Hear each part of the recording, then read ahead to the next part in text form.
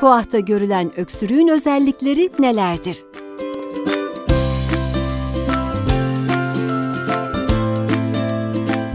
KOAH hastalarında öksürük genellikle balgamın eşlik ettiği bir öksürüktür.